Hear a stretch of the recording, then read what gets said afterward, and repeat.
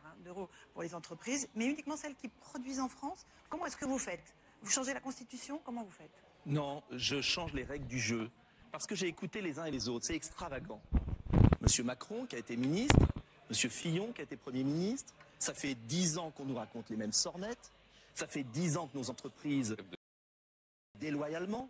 Ça fait 10 ans que vous avez augmenté les impôts, 30 milliards pour Monsieur Fillon, 60 pour Monsieur Macron. Non. Et très clairement, vous étiez le ministre, je crois que vous êtes un peu amnésique. Non. Vous étiez le ministre de François Hollande. Je n'ai jamais été ministre des Finances ni Premier ministre. Ah bon, alors vous n'étiez pas solidaire de votre gouvernement, c'est extravagant. Et j'ai été à ce moment-là, je n'étais pas ministre dans la période que vous indiquez. Mais non, c'est jamais vous. On peut être factuel. C'est jamais vous. En tout cas. Comme Philippe Poutou, oui, je pense qu'il faut arrêter l'hémorragie, parce que là, on est en train de discuter de comment on recrée des emplois. Mais vous savez quand même que la BNP Paribas, elle a fait 7,7 milliards de bénéfices, elle supprime près de 700 emplois.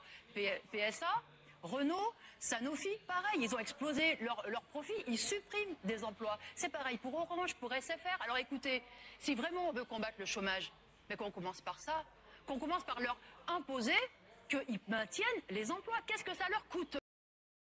Une bagatelle. J'ai fait le calcul pour la BNP Paribas. C'est 0,3% de leur profit. Alors oui, il faut commencer par ça, par les contraints à maintenir les emplois. Si on veut être sérieux. Hein, mais quand j'entends tous les autres nous expliquent, voilà, c'est des plans sur la comète, mais qu'on commence déjà par interdire les licenciements. Et oui, il faut répartir le travail entre tous. C'est complètement dingue de voir aujourd'hui des gens qui sont surmenés, qui n'en peuvent plus, des cadences infernales. Hein. On rajoute le temps de transport. C'est des journées délirantes où les gens sont KO quand on est au boulot. Donc il faut soulager ceux qui sont au travail.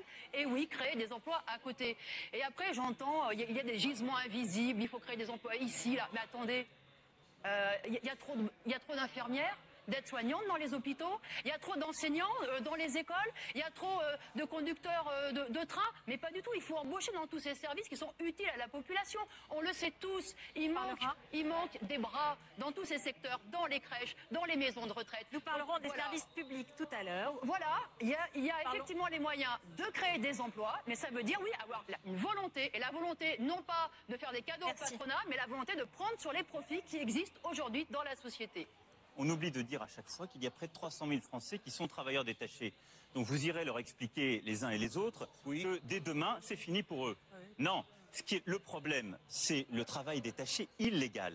C'est quand on contourne la loi et quand on ne la respecte pas. C'est ça le problème. Non, monsieur. Pardon de vous le dire, mais si. Alors, pas tous en même temps. Non, mais c'est trop facile. Pas tous en même temps. Et donc, là-dessus, moi je peux vous le dire, on a pris, quand j'étais ministre, j'ai fait voter une loi qui a permis justement de contrôler cela en mettant des cartes d'identité dans le BTP.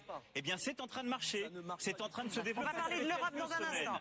Et donc, mais c'est totalement faux. Mais vous irez expliquer dans ces cas-là à des centaines de salariés français qui ferment leur emploi. Pardon. Non. Ils sont pas. Les travailleurs frontaliers ne sont pas tous des travailleurs détachés. Ils ne le sont pas tous. Donc ne faites pas des paquets comme ça. Mais il y en a beaucoup. Vous ne pouvez pas accepter. Merci. On n'a pas entendu M. Asselineau sur ce sujet. Pas accepter qu'on ne paye pas les mêmes cotisations sociales pour le même travail. Monsieur Mélenchon, vous allez dépasser votre temps de travail. Monsieur Mélenchon, je n'accepte juste pas qu'on déforme ce qu'est la réalité. Je suis pour un contrôle, je suis pour l'harmonisation sociale, on pourra se retrouver là-dessus. Oui, mais c'est pas dans les traités, c'est interdit. Mais je suis simplement en train de vous dire que le cœur du problème aujourd'hui, il est dans un contrôle accru qui est en train de se développer, mais qui est insuffisant.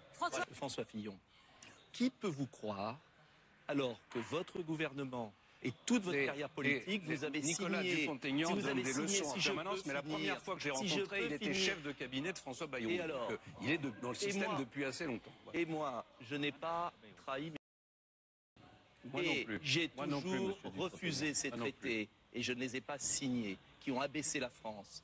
Et vous n'avez on pas ne signé peut parce pas que vous dire n'avez aux jamais eu Français, le pouvoir pour le faire. je ne les aurais jamais signés et je Vous me ne suis l'aurez pas la battu. prochaine fois non plus. Et je me suis battu. Prenez garde à ce que décideront les Français, Oui, vous ne je- savez pas ce qu'ils vont décider. Et je veux vous dire une chose. Brièvement. Oui, mais parce que c'est une affaire brièvement, gravissime. oui. Comment croire le Premier ministre qui a bafoué le vote des Français lors du référendum de 2005, qui a fait voter le traité de Lisbonne par le Parlement, qui a été le viol du peuple. Et c'est là où j'ai quitté l'UMP, vous le savez très bien, parce que c'était une forfaiture.